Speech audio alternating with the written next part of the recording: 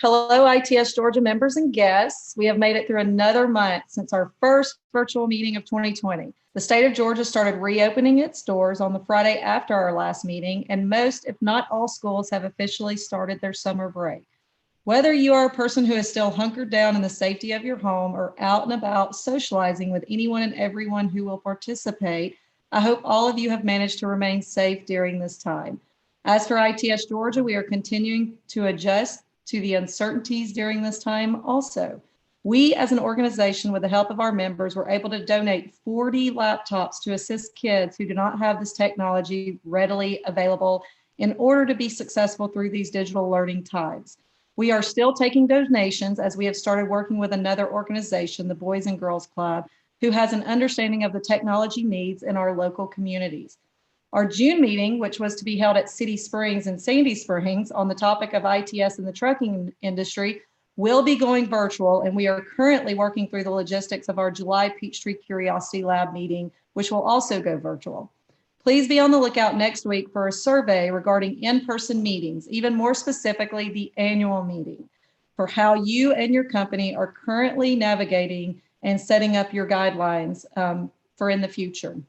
We are hoping that August, as well as our annual meeting in September, located in beautiful Jekyll Island, Georgia, will have some sort of in-person aspect to it, but we'll keep you informed as we get closer. I want to thank all of you for tuning in to our May meeting to hear about Sandy Springs ITS Master Plan. I also want to give a shout out to our presenters who have also worked with us to make the switch from being in person to turning on the camera, as some of them are opening up their homes to us. I also want to personally thank the ITS Georgia board and volunteers for stepping up to provide quick, positive solutions during these uncertain times. And last but not least, I want to present this month's sponsor, as we cannot keep these monthly meetings going without you. A big thank you to Jenny Johnson and the rest at Kimley Horn for your continued support with ITS Georgia. We look forward to hearing about you and your company. Take it away, Jenny. Thanks, Winter. Hey guys, my name is Jenny Johnson. Actually currently the immediate past president of ITS Georgia. I just want to thank you all for joining us today for what should be a great topic of discussion. And I'd like to also thank ITS Georgia for allowing Kimley Horn the opportunity to be the sponsor of today's meeting. I am a traffic engineer with Kimley Horn. I've been there for about 8 years now. I primarily work in the signal and ITS design realm, but our traffic operations and transportation planning team work on a wide variety of projects throughout Georgia and even in the nation as a whole. When people ask me why I love working for Kimley Horn, I consistently say the same thing, and it's the people. While I get the opportunity to work on some pretty amazing projects and the fun and the exposure that comes with those, I'm just truly blessed to work with such talented teammates who have not only become professional mentors, but trusted family as well. Kimley Horn is a premier design and consulting firm. What started as a few employees in a garage back in North Carolina in 1967 has grown to over 80 offices and over 4,000 employees nationwide today. These numbers continue to increase as we continue to win work from public and private sector clients. We're currently celebrating our 12th year as one of Fortune 100's best companies to work for. So exciting things going on at Kimley Horn. Our culture is by far one of the most unique things about Kimley Horn, and something that all of our employees truly take to heart. The cornerstone of our culture is our core purpose and our core values. This is always one of the first things we share about Kimley Horn with other people, because it's one of the most important aspects of our firm. And when you know and understand these tenets, you have the needed perspective to truly understand everything else about Kimley Horn and who we truly are, as not only as individuals, but as a firm as a whole. Today, I just wanted to go into a brief overview of what we do at Kimley Horn. Most of you probably know us from the RTOP and the RITSO programs, but as a firm, we have a lot of experience in a large variety of civil engineering projects throughout Metro Atlanta area is what I'll kind of dive into today. So what do? We are multidisciplinary. You may notice that a lot of firms tend to specialize in one area or another, but at Kimley Horn, we like to specialize in just about everything. Our biggest practices in the Atlanta market include site development and transportation, but we also have a large presence in many other areas, including aviation, environmental, water, structures, the list goes on. Our transportation engineers we're very diverse. In the transportation planning and traffic operations group, you could expect to work on a wide variety of things from signal system design to intersection design, signing and marking, speed zones, operations, accident analysis, safety, parking. We could go on, but we also have transportation groups involved in intelligent transportation systems. A lot of us are involved with ITS Georgia, transit design and multimodal transportation design. Essentially, if it helps you to get from point A to point B, there's a good likelihood that someone at Kimley Horn has worked on that project. Some of our current large projects include RTOP and RITSO, as well as numerous on-call contracts for not only for GDOT, but for a lot of the local county and city municipalities. Here you can see two of our very own traffic operations engineers, Mr. Andy King, Ms. Meredith Emery, working in the field troubleshooting and then even testing some databases in our Kimley Horn lab, which we have retrofitted with cabinets and light boards and lots of other equipment that we can test and play around with. Some of the other projects we've been working on lately, we do a lot of mixed modal projects, mixed use projects from Alpharetta City Center to Ponce City Market. Had a lot of involvement with the two recent stadium upgrades, Mercedes-Benz and Sundress Park. Did anywhere from site development to parking, traffic studies to signal and ITS upgrades. We've also done a lot of work with Beltline over the years, helping that system and those clients, and even the Capitol Square extension downtown. But in ending, I just want to say that Kimley Horn, we always strive for our clients to expect more and experience better. And I hope that all of our clients, past, present, and hopefully even future, truly experience that when they partner with us on their projects. Again, thank you, Winter and ITS Georgia, for allowing us the opportunity to sponsor today's meeting. And I hope that you enjoy listening about a project that Kimley Horn actually had the pleasure of partnering with the city of Sandy Springs on. So now I'm going to send it over to Kofi to introduce our speakers. Thanks, guys.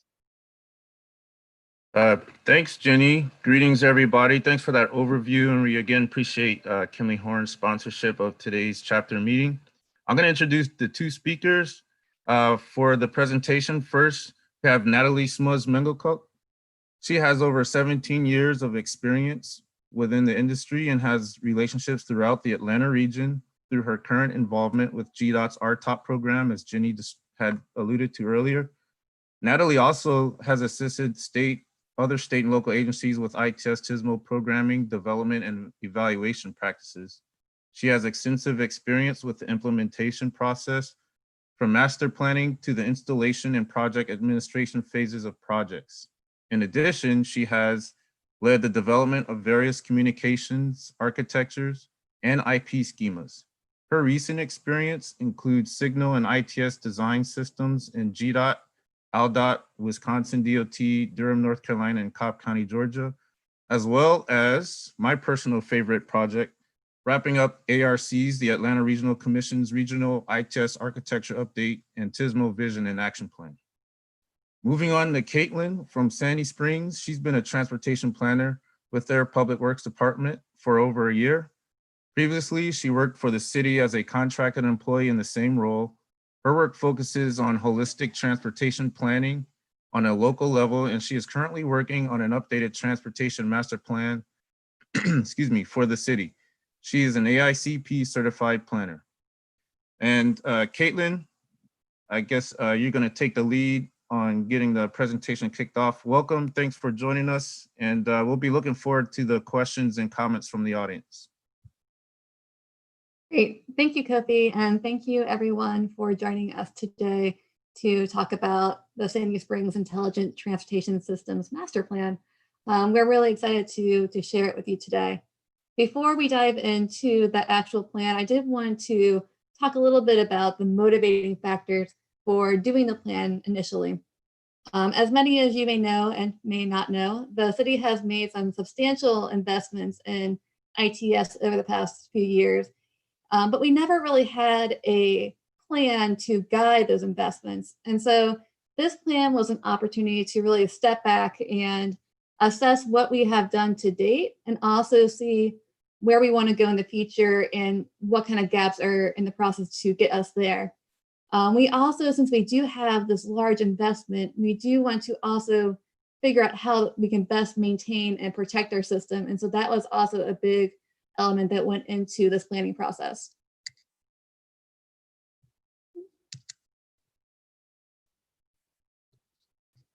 All right, there we go. All right, so today we'll be giving a general overview of the ITS master plan. And then we really want to highlight our stakeholder engagement strategies. Since this was a more technical plan, we didn't have our traditional public open houses. We had to go a different route. And so we'll dive into what that looked like. Getting into the ITS master plan. It had a typical elements of a traditional planning effort. We had the outreach and education, existing conditions and asset inventory, needs assessment, and then all of that was rolled into an ITS master plan with a list of projects to move forward with over the next 5 years, 10 years.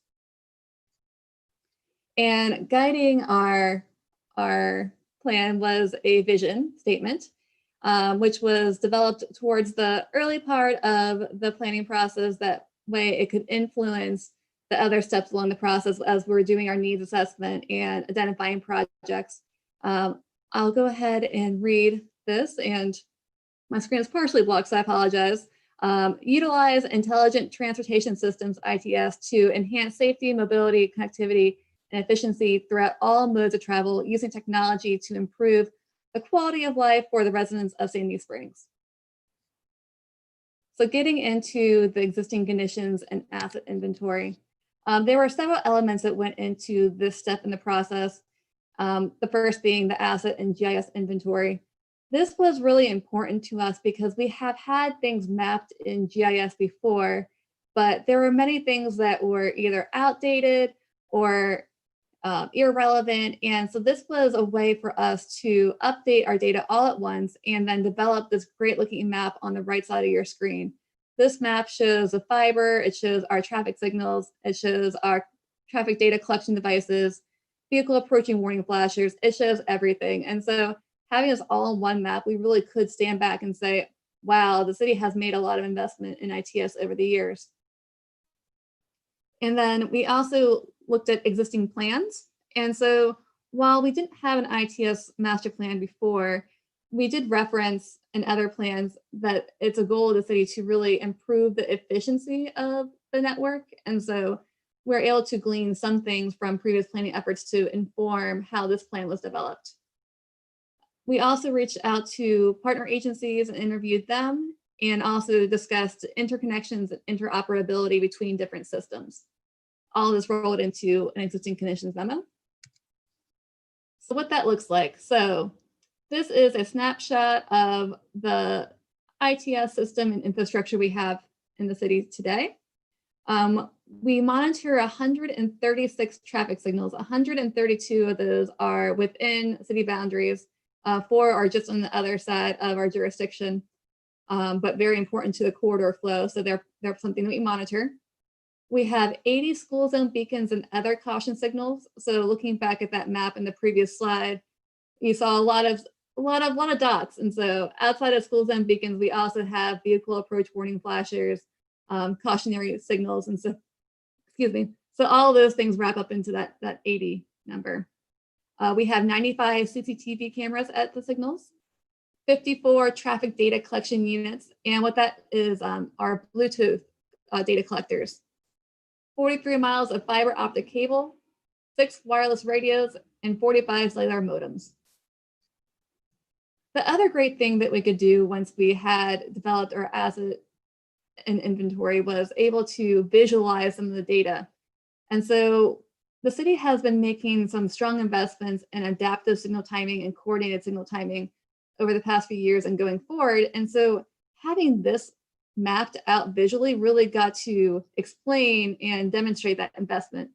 The blue is Roswell Road, and it is where we have deployed adaptive signal timing currently.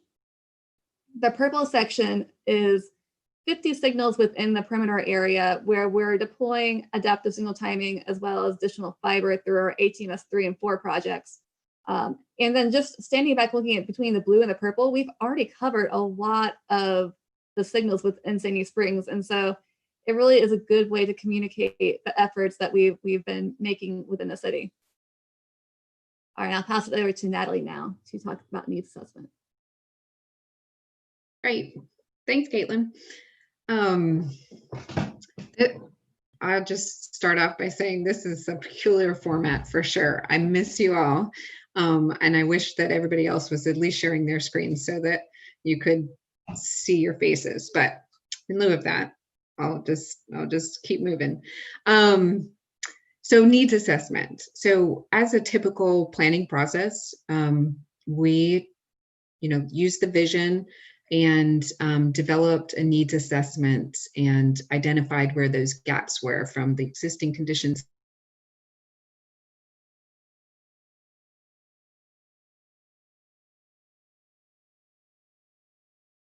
Hey, Natalie, you just went on mute. Oh, I'm sorry. Caitlin, can you go to the next slide? Great, thanks. So as part of that needs assessment, we took a look at the interoperability and collaboration needs, the safety and mobility, and took a look at the existing network architecture and the needs within that architecture, as well as a high-level bandwidth analysis that included a consideration of emerging technologies. And again, we created a needs assessment memo, which became part of the overall document itself. And so the interoperability and collaboration, we'll talk a little bit more about how we gained this understanding of the needs through some of the stakeholder engagement process. But essentially, it was identified that regular collaboration was something that was really needed within the city, even more so than was currently being done, as well as effective work zone coordination, especially during planning and design phases of the projects. And then the need for standard traveler information procedures, identifying who needed to be contacted and so forth within that.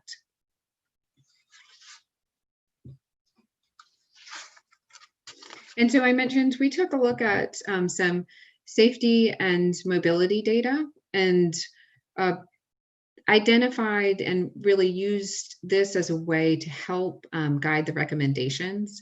And we took a look at peak hour congestion and identified where kind of the hot spots of congestion were, as well as this similar type of effort for the crash information. And so this effort was actually completed by the city under a separate project, but we were able to utilize that information to guide, again, priorities and recommendations.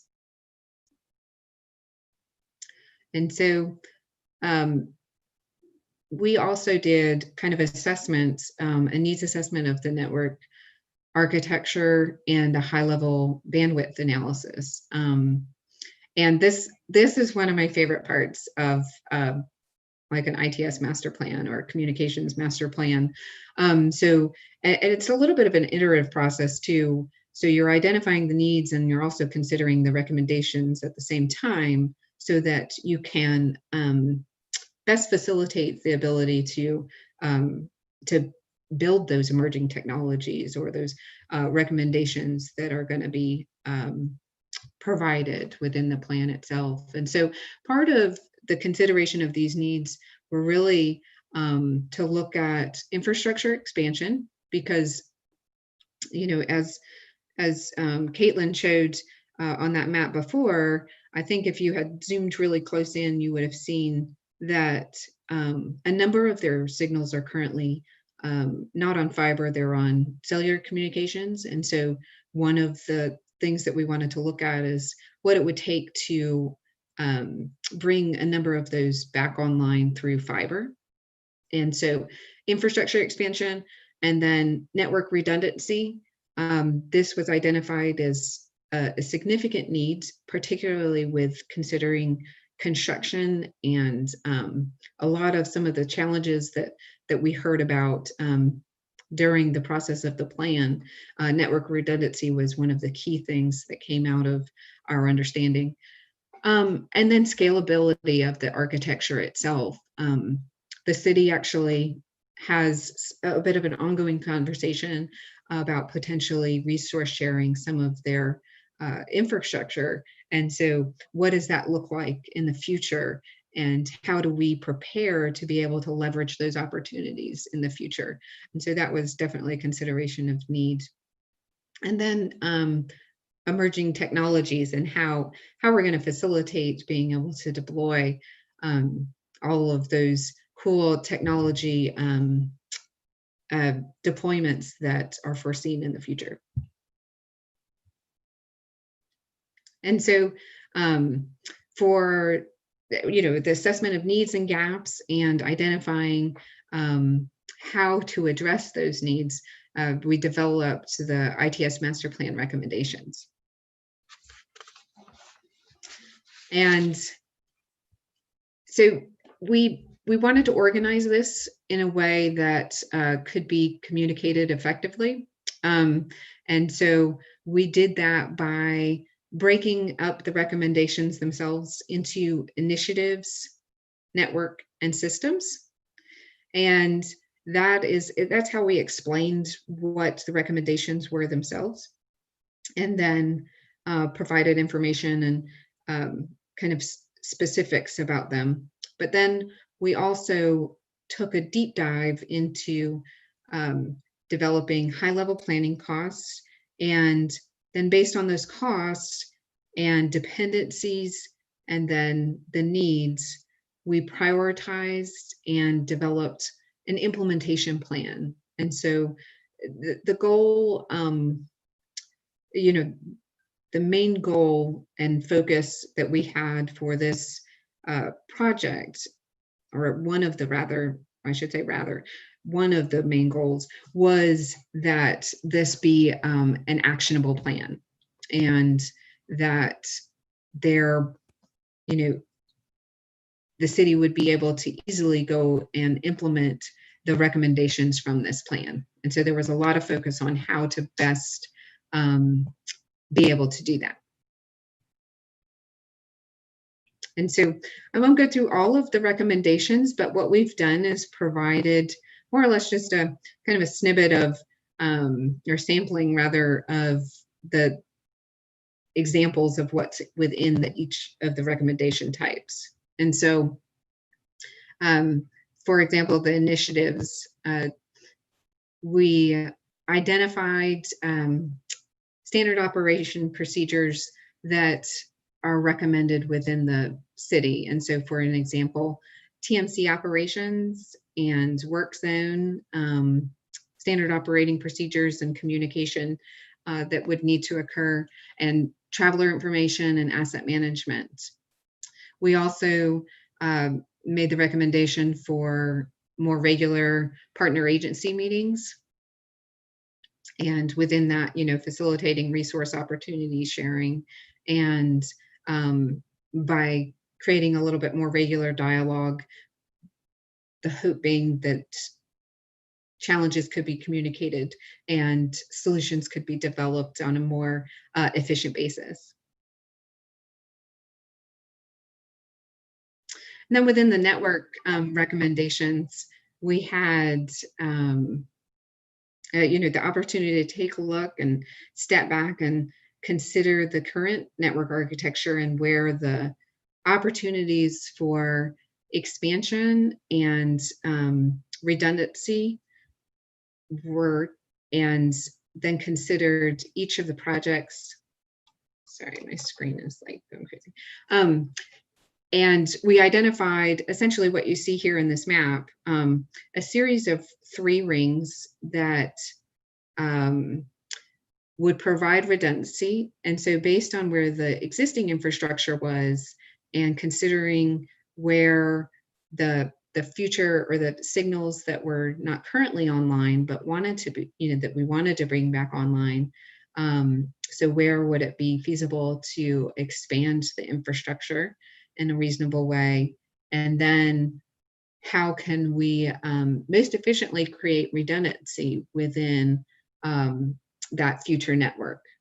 And then considering scalability in the future, considering where it may make sense to have a field hub located, and where potential center-to-center connections would make sense. And so we did a significant amount of consideration about what the best approach and most efficient approach to be able to accomplish these goals were.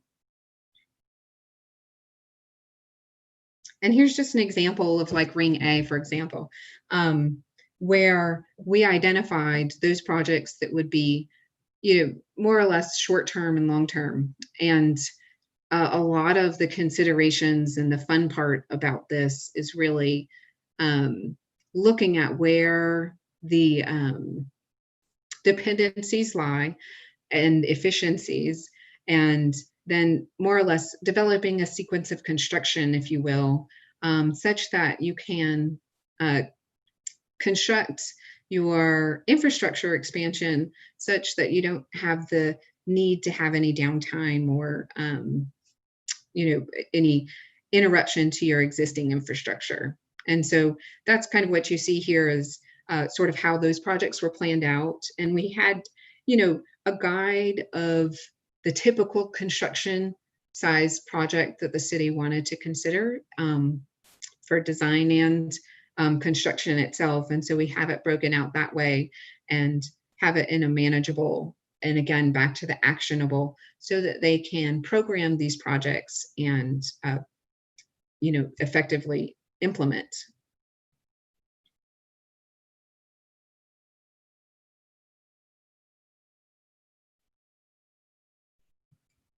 And then here's an example of some of the systems recommendations. And so you can see under device deployments, this included like camera upgrades and flashing beacon upgrades. And within their advanced signal operations, they had a number of locations to consider for adaptive system expansion. Connected vehicle, the city was very interested in emergency vehicle preemption. And then under miscellaneous, recommendations included travel information sharing and video sharing. And so I mentioned before wanting to consider the implementation plan. And so this is something that we considered throughout the development process.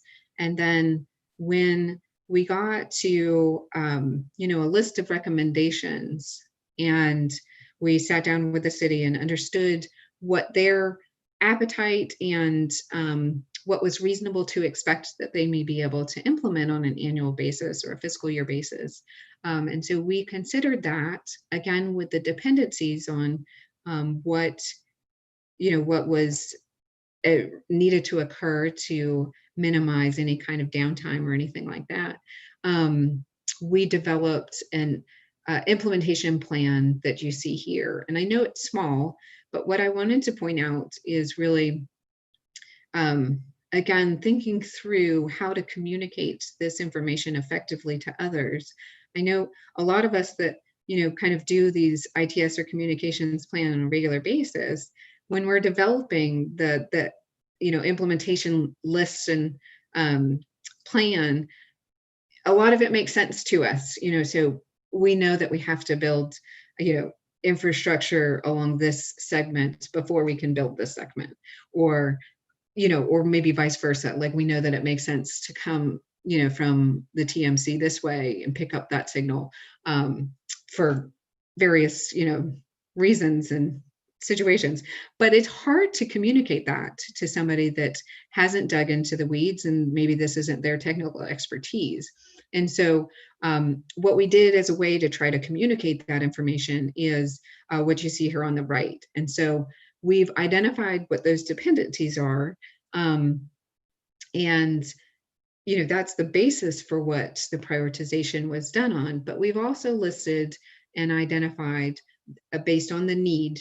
So the safety need, and this, was guided by the crash data that we were provided, and then the mobility, which was also guided by the data, and connectivity and efficiency. So does it make sense to do XYZ because we're, doing something that's efficiently done along the same corridor, so forth. And then on the last one, I'm trying to remember what that one is. Oh shoot, I can't remember what that one is. Oh, I know, it's innovation. And so innovation. So how, what's the city's appetite for innovation? And so all of these things helped communicate the reasoning for the prioritization, which I think was helpful. And so with that, Caitlin will talk about what's actually already occurring. Yes, so since we adopted the plan back in November, the city has made a lot of progress on quite a few initiatives and recommendations. So we have updated some of our analog cameras to digital. And as I mentioned, we have our ATMS 3 and 4 projects. Those were the adaptive signal timing projects within the perimeter area.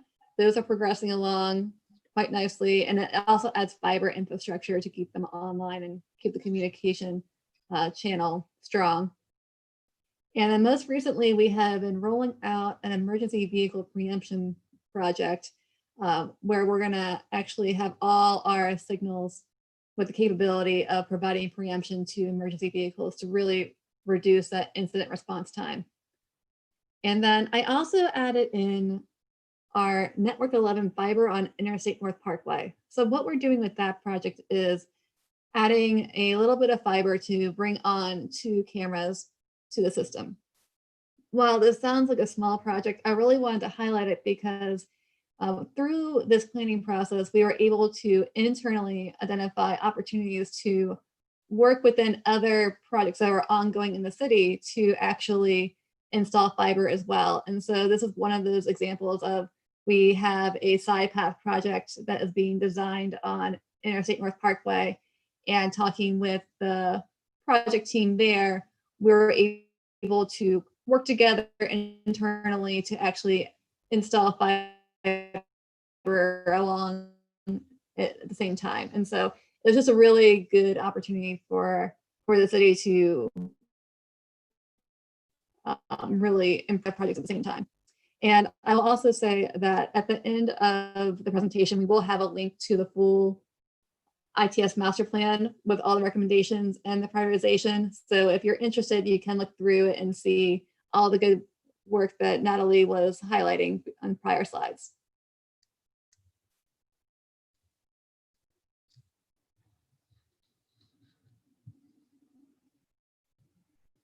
All right, so moving into the outreach and education strategies. This is something we wanted to highlight because, like I had mentioned, we didn't do the traditional public open houses since it was a more technical plan, but we did want to have some type of engagement with stakeholders. And so the first way we went about doing that was we had a vision and needs workshop with internal stakeholders that represented various departments within the city. We also came back to them at a later stage when we are presenting the recommendations. We also developed fact sheets, and these are infographic heavy fact sheets. You'll see them in just a second, that were really great educational tools for both internal and public residents. And so internal stakeholders, other staff members really get to benefit from these fact sheets. And then we're also able to share it with the public to let them know what's going on in an easy to understand manner. And our fact sheets, we had one for the existing ITS, we had one for traffic signal technology, one that discusses connected and automated vehicles, and then one that included the ITS master plan recommendations. And then finally, we had some stakeholder outreach with through partner agency interviews and an interagency workshop. So getting into the vision and needs workshop, this is the workshop where we developed that great vision statement I shared earlier in the presentation. And for this workshop, we engaged the Smart City Committee that we have here at the City of Sandy Springs. They represent several different departments, and they're already thinking about how to use technology and data to improve city operations. And so we targeted them because they are a little more excited about these types of projects and had some great ideas too. And when we're talking vision, we open up the conversation to be very broad. So while ITS may not include developing a connected vehicle program, we didn't want to wipe out the table. We wanted to see what type of things we're thinking about in the transportation arena going forward. That way we know how to prepare with ITS to support that opportunity going forward. And then we came back to them with the recommendations, which were a little more technical in nature. And we wanted to really communicate why these recommendations were important. Natalie spoke a lot about redundancy and how that was critical because we are putting a lot of fiber down in the city, and we also have a lot of construction going on in the city. And so without that redundancy, the communication channel could easily be disrupted by a cut in the fiber line. And so this little graphic on the right hand of your screen was actually animated for our presentation to the Smart City Committee. And it showed how it was very clear that the signals and cameras were online until this little kid on his Tonka truck came in and cut the fiber line. Luckily, there was a redundant path within the system, and so the signals and cameras were maintained. And while this graphic is very simplistic, it really conveyed the message very strongly on the importance of redundancy. Our IT department was nodding their heads in agreement. And so I think while this was not something that other departments think about typically, they understood the value and why we are recommending this as part of the plan. And for future meetings that were cross-departmental, you could really understand why these things were important as we promote them going forward. And then I'll also talk a little bit about the fact sheets. And so these were our education tool. And I have used these in many ways since we developed them. You may recognize some of the graphics as we've used them in previous slides in this presentation. For example, I've used them for many other presentations because they really are great visuals for easily communicating information to others. And so we also do traffic management center tours. And so people who come on these tours could be anyone from the public to really knowledgeable stakeholders. And so you have a varied level of interest and knowledge when you do a tour. And so these fact sheets are really great collateral to provide to those who do not have as much background. And so we have one on advanced traffic signal timing and connected vehicles that really kind of explain the concepts a little bit better. And then we have one on the ITS system in general. And this was really good for orientation purposes. So we had a change in city management as well as a change in TMC staff over the past year. And so while they're familiar with ITS, they may not be familiar with our system. So it was a really great way to bring people up to speed quickly on what's going on in the city.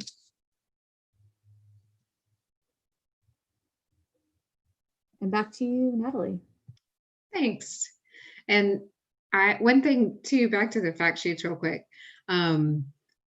One thing that made me extremely happy to know was that Caitlin was actually carrying those around with her during this process. And so she would hand it out or take the opportunity to communicate with anybody in the hallway or, throughout that was, potentially interested. And so that is something from the beginning that I think that the city, understood in a way that I was not typically used to in other types of projects. And I think that has made this project unique in that way because the communication and the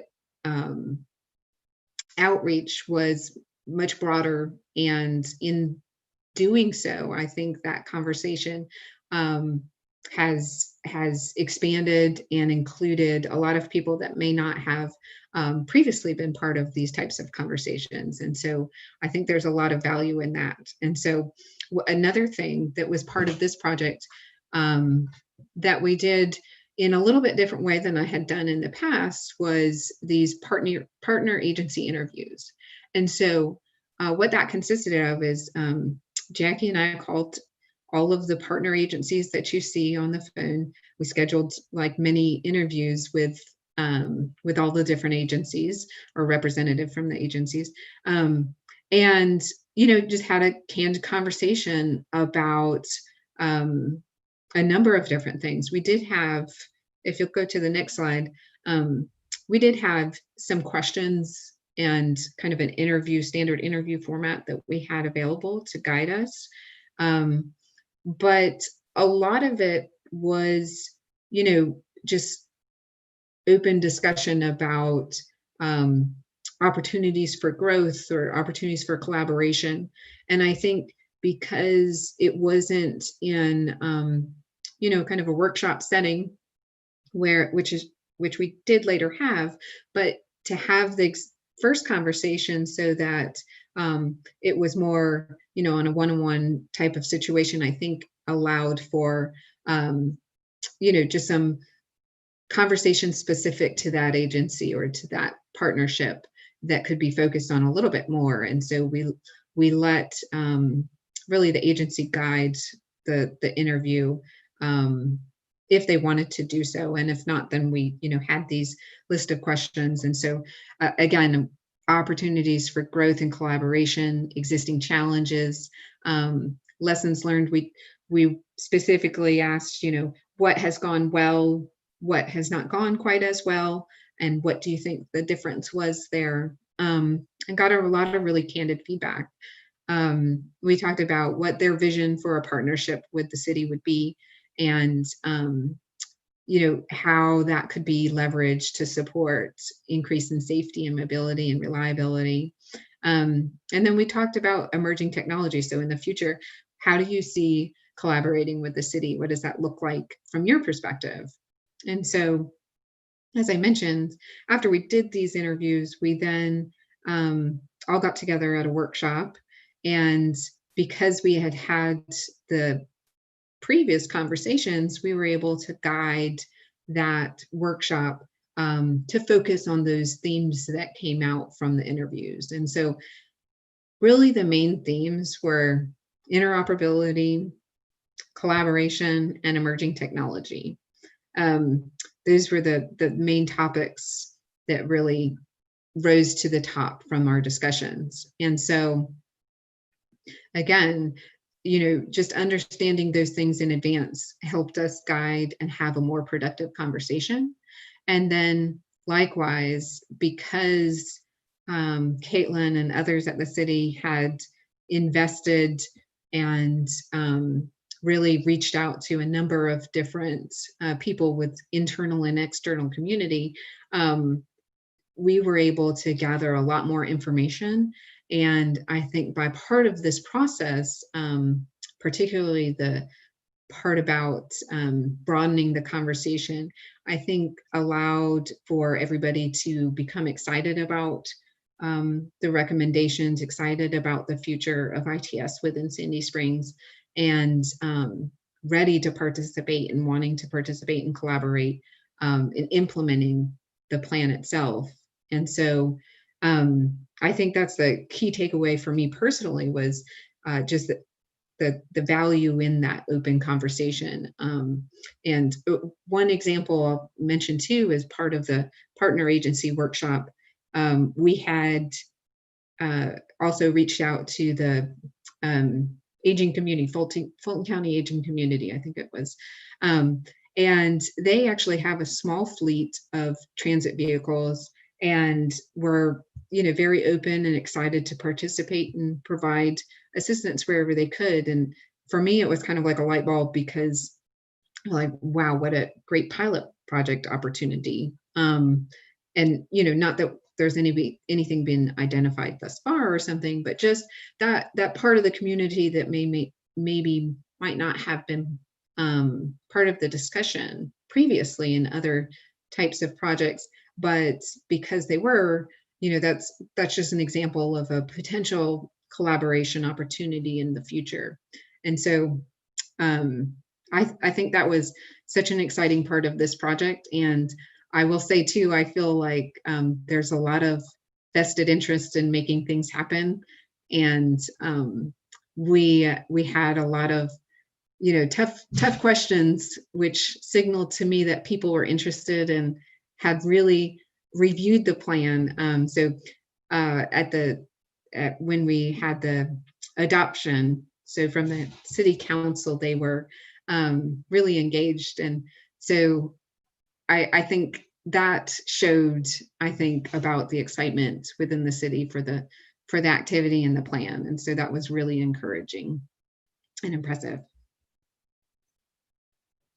And so with that, we're open and willing to take questions. And Caitlin mentioned the link there at the bottom that's available should you want to take a look at the full plan itself. Yeah, and I think the fact sheets are also part of that document. And if not, feel free to reach out to me if you're interested in seeing a copy of those. Okay, nice job, Caitlin and Natalie. We got a couple questions that came in, and then I have a few also. I'm going to start with the ones that came in so far. First one is, with some agencies opting for cellular or fiber for connectivity, what factors played in the decision to replace cellular communications with fiber? You want me to take that? Go for it, Natalie. Okay. So we did not recommend fiber in all locations. So like even long term. So there are a number of locations that just for purposes of constructability didn't make sense long term even to consider fiber infrastructure expansion. The majority of the locations, the goal was to bring those on fiber. And so that is what the rings that I mentioned and was talking about previously. So that's what the fiber extension includes, and that would provide the redundancy that I also mentioned, and then the future scalability as well. Quick follow-up question I had for either or both of you. What was the unit cost for fiber expansion that you? Oh boy, Kofi, come on. Okay, never mind. Next question. It is in the plan. I don't recall off the top of my head, but it is in the plan. Okay, next question. What criteria was used to identify which signals would benefit from adaptive? And before you answer that question, how long has Sandy Springs been operating traffic adaptive? Anybody? Ooh, I should know that. Anybody want to chime in? The adaptive signal timing projects have been in the works for several years. I believe the Roswell Road corridor came online around 2015, 2016. I may be off by a couple of years there, but it was relatively recent, but it had been in the pipeline for several years prior to that. And then in terms of moving towards adding adaptive signals timing to other locations, we've had our 18S3 and 4 projects in the pipeline, and also in the works for a while. It's in the perimeter area where we see a lot of congestion and a lot of unreliability, and so having it be able to adapt to the volume of traffic was really helpful. Natalie, you can also chime in on where you think in general adaptive timing is better. Well, so the adaptive expansion primarily was identified by the city, and they've found a lot of good success within the areas that Caitlin mentioned. And so that was a key focus for the city. Okay, next question. How much is the city of Sandy Springs allocating to the future maintenance and upkeep of a more sophisticated ITS network, one that relies more on a fast evolving connected vehicles infrastructure. So maybe in other words, what's your overall, you had mentioned Natalie or Caitlin, one of you had mentioned like you assumed an annual budget, fiscal year budget for, I guess, ITS activity in general. If you have a breakdown in terms of expansion versus maintenance, that would be cool. But just in general, what was your annual budget from the city for that? Yeah, so I'll take that one. So a couple of things there.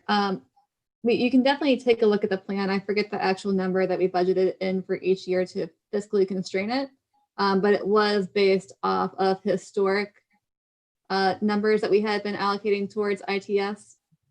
And in terms of going forward, the amount that we want to invest each year, that will definitely be in flux, especially with the current economic climate. And so we'll see what that looks like, but we definitely do want to focus in on maintaining what we have done and installed to date. So that's a really critical piece, and having the rings established and the redundancy established really gives us a path to do that. In terms of the amount of funding, that again will just depend year by year to see where the city is at for funding in general.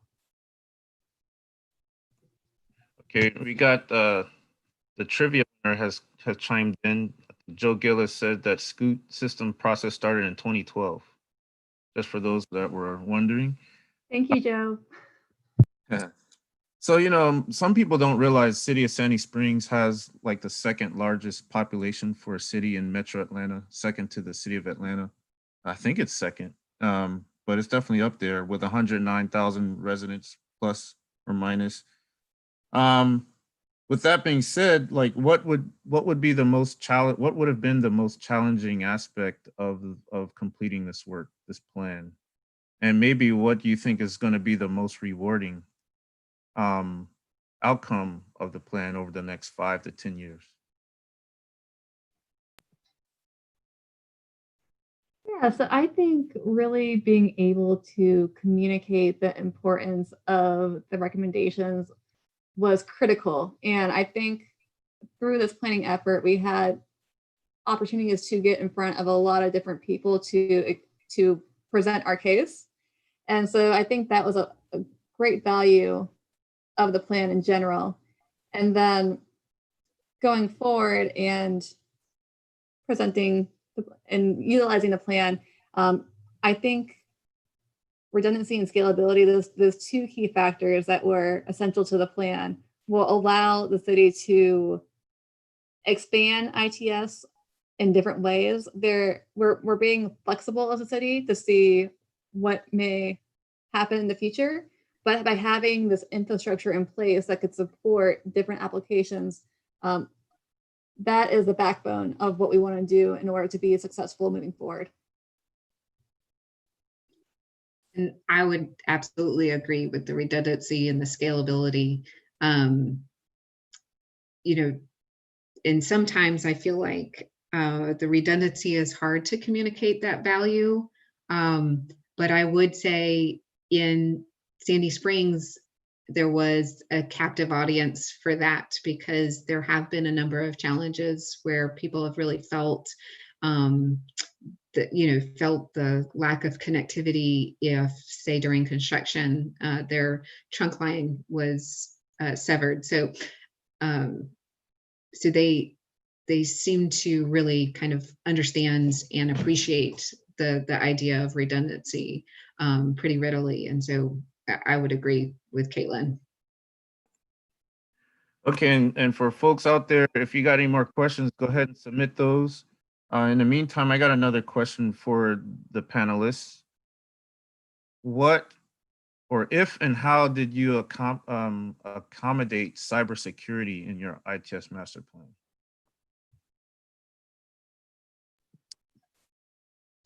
So we do talk about that briefly in the plan. And I think, if I remember correctly, there is a recommendation to develop standard operating procedures and to work with their IT department, specifically on cybersecurity. Yes, and IT was a regular stakeholder in both the stakeholder meetings as well as in smaller meetings through the planning process. So they've been involved.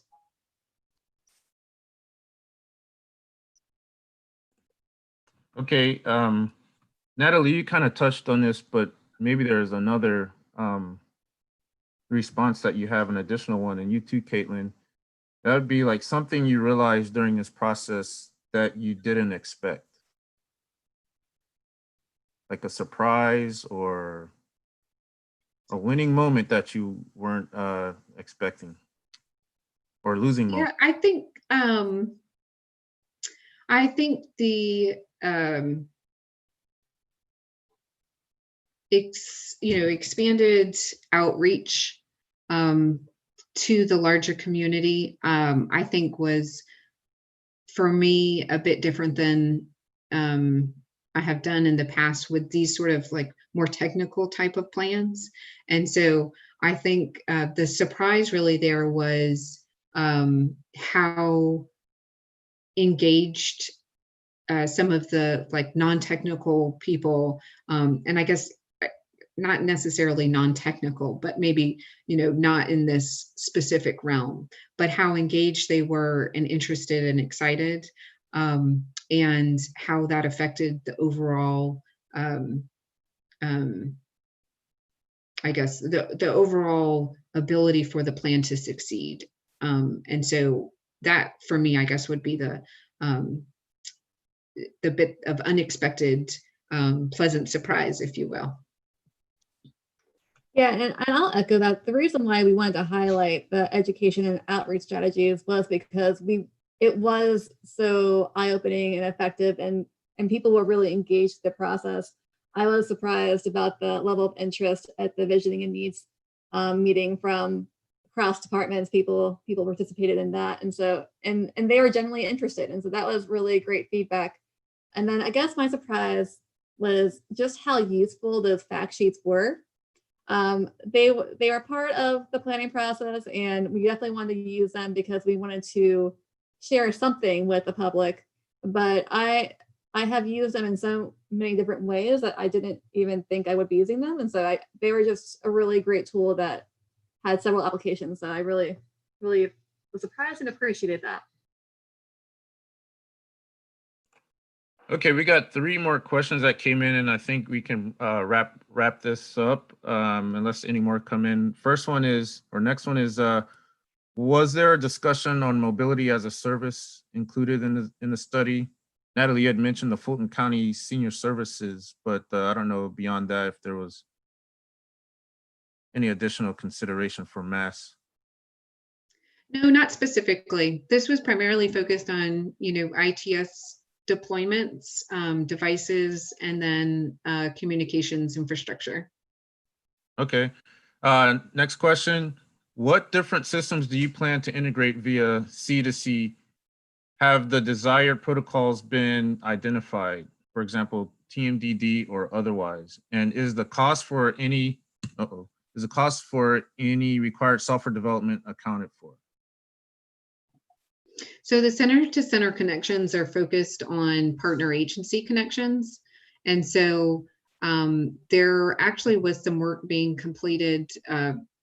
The city had a center-to-center connection with GDOT previously, and then a couple of years ago migrated their TMC to another location. And so when that happened, there was no longer connectivity. And so they were actively working on that. There was some hardware that was required as part of that. And then through our partner agency interviews, there was identification of 2 additional center-to-center connections. And so as part of the high-level cost estimates, what that included was essentially the hardware itself. The protocols were not identified, and the individual steps that would be required for the center-to-center connections were not included as part of the plan either. Natalie or Caitlin, does the plan include an approach, a performance measures approach for demonstrating the system upgrades and expansion proposed, provided the forecast and provide forecast benefits and improvements in safety or mobility? So we do not forecast potential benefits as part of the plan. It's focused on the implementation itself. But that is something that could be done potentially from like a project by project basis. That wasn't part of the scope of this project.